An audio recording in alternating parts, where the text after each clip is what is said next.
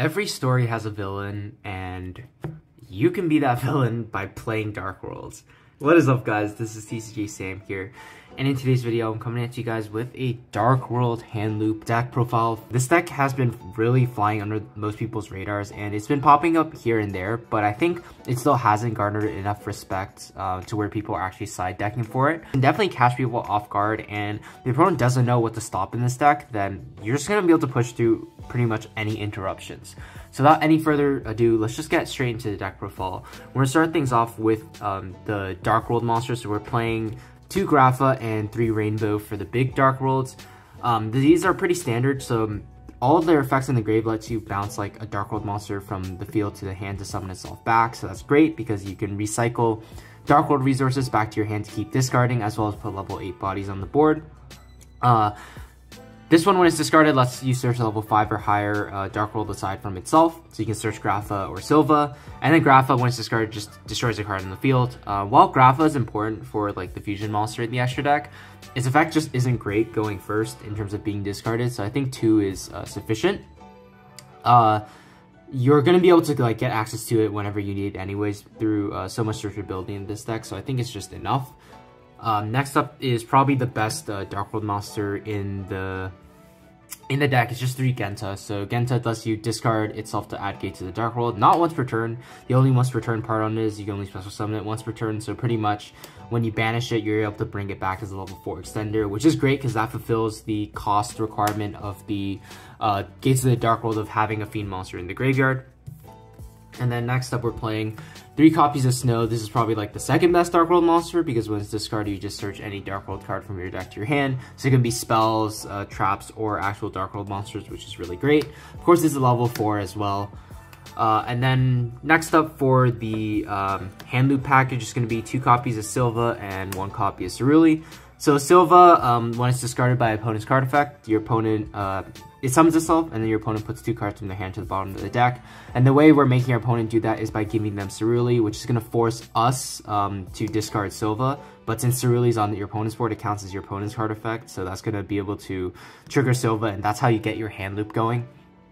I think double is important because Silva is one of those Dark World monsters where you can constantly discard it and get it back onto the board, meaning you can put cards like Grapha and Rainbow back onto the board very easily as well while putting this back to your hand. So that's sort of like one of the key parts of the loop is just to keep getting access to Silva and then having access to the Grapha or the Rainbow in the graveyard to keep bouncing it back to hand and then just keep doing it again and again. But yeah. Double Silva and 1 copy of Ceruli. So that's how you, that's like the goal of your deck going first. It's like, just go through your deck, hand loop your opponent, and set up a board they can't break with like 2 cards. Next up for the Dark World engine, 3 copies of the Gates of Dark World. This card is really great for the deck. Draw power, gets discard fodder for your Dark Worlds. So that can be really great. Unfortunately, it's not really a starter. You'd always rather see Genta, but you still need to play 3 because you can very easily go through 3, if not 4. Every single turn. So yeah, you're doing to play 3 for that reason.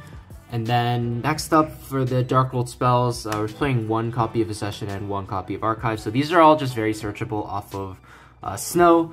Accession is your fusion spell, lets you summon the Grapha fusion on your opponent's turn. It has a great effect in the graveyard as well. And then Archives is sort of like if you just need more gas or if you have a hand full of like Dark World monsters, it's incredibly good in that case since it lets you discard Dark Worlds while digging deeper into your deck.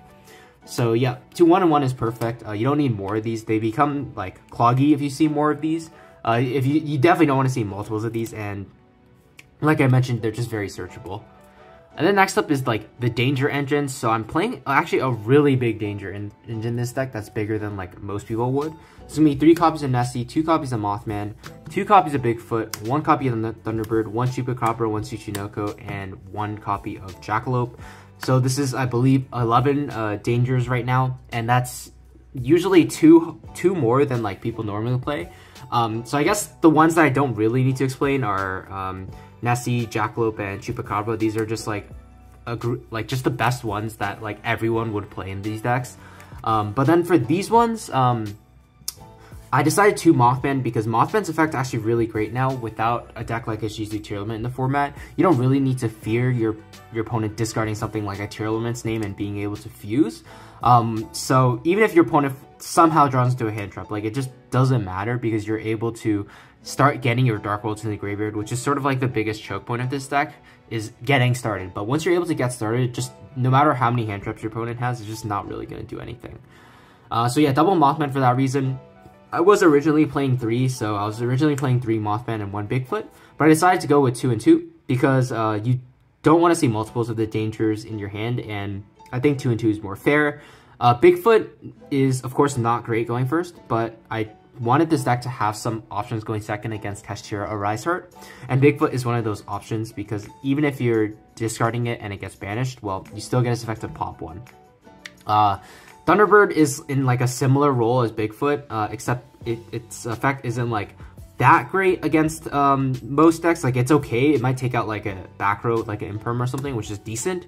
But it's also there just because you want more danger names, I feel like, and I just didn't want to play a 3rd copy of Mothman. But if you really wanted to, you could play 3 Mothman over the Thunderbird. I just like Thunderbird because it's also level 8 and gives you a better time into like Labyrinth and Traptrix matchups. So I think that's why I decided to play this. And then finally, Tsuchinoko, like, people say its effect, like, sucks because it just summons itself back. But like I mentioned, like, I just want to get started discarding cards. It doesn't matter if the danger I'm using is, like, really bad, quote-unquote bad, like Tsuchinoko. Like, just a free body could be worse because you can just make, like, a Muckraker with that body. So I don't think it really makes sense to not play the Tsuchinoko. So yeah, that's sort of the explanation for the bigger danger package. You just want to be able to start discarding as soon as possible. And then finally, honorary danger monster, I guess, Salamander Catalyzer. This essentially is a danger monster, except you get to choose what fiend monster to discard. The only reason I'm playing 1 is because it is a once per turn, whereas the dangers are not once per turn. So I figured this is just essentially just another copy of a danger, except I don't want to draw into another copy of it later on in the turn. So that's why I just play 1 copy of it. It's essentially just an extra copy of a danger monster, except you're guaranteeing what you're discarding. And then next up for like the consistency cards, we're playing 3 copies of Allure of Darkness. This is great because it can help you see those like key Dark World monsters or danger monsters and start discarding your cards. And of course, everything in this deck is just dark.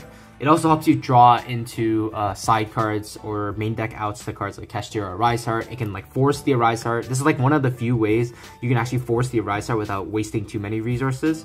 So if you have a card like Gamma or something, it can be really great in that case. But yeah, it's just extra draw power and your whole deck is dark.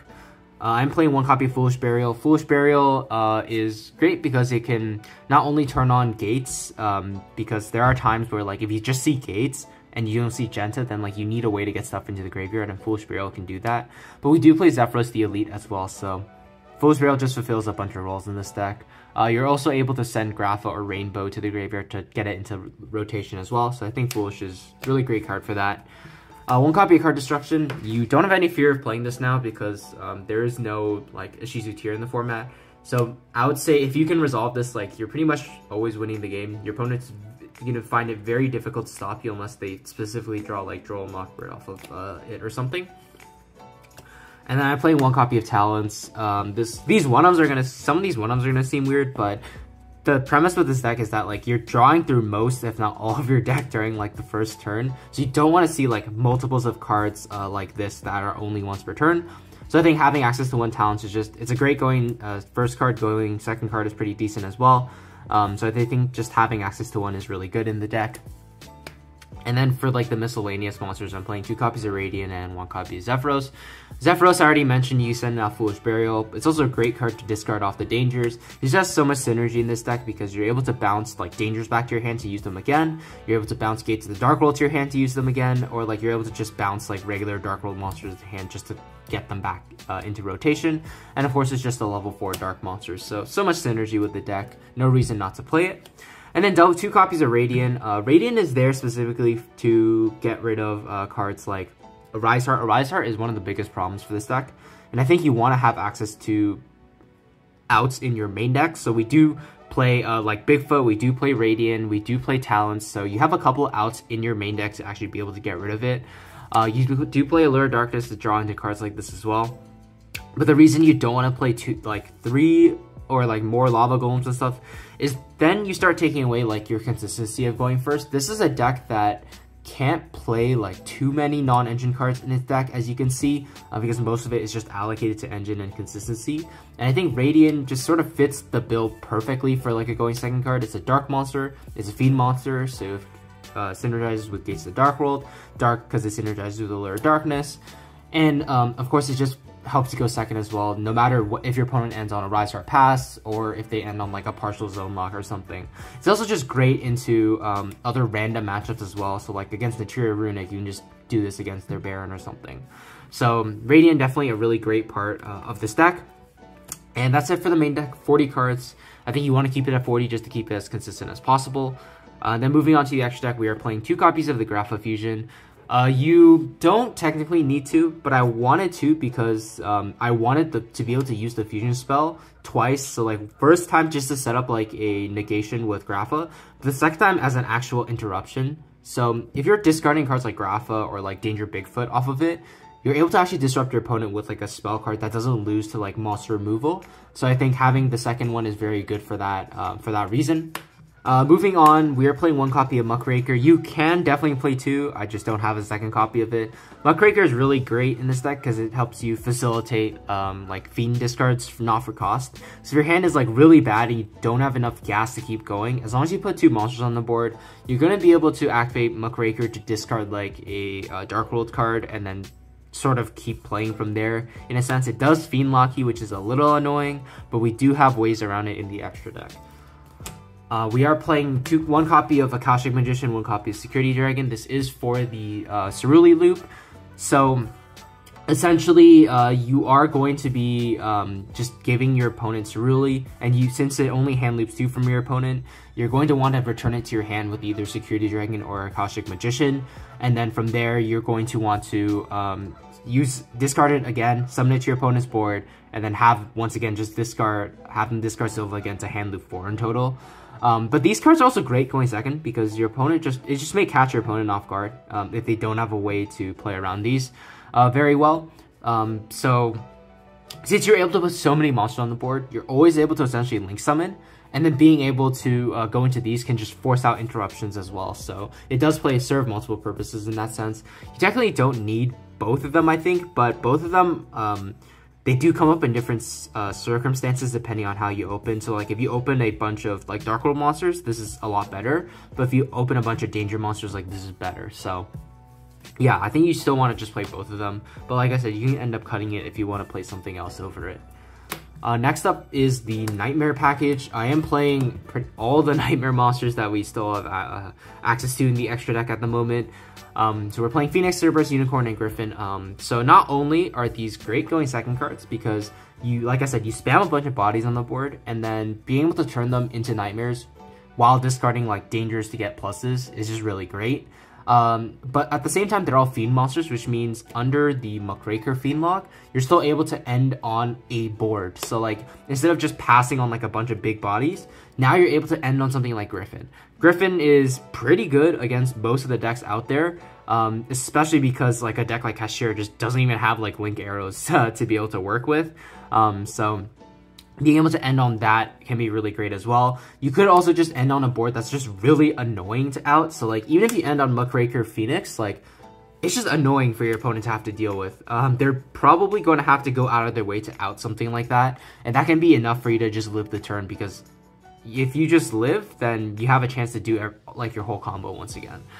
Unicorn is just a great going second card as well. I don't play a card like Access Code or a Boral Sword or like one of those OTK Link 4s, because this deck just OTKs really easily with a bunch of big monsters while clearing your opponent's board regardless, so I don't think that's needed.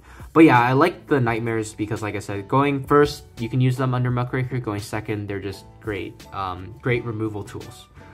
I'm playing 1 copy of Saryuja Skuldred. This just helps you keep digging into your deck when you have a bunch of random monsters on the board. So you have a bunch of dangers, bunch of Dark Worlds that aren't doing anything. Well, you turn them into this.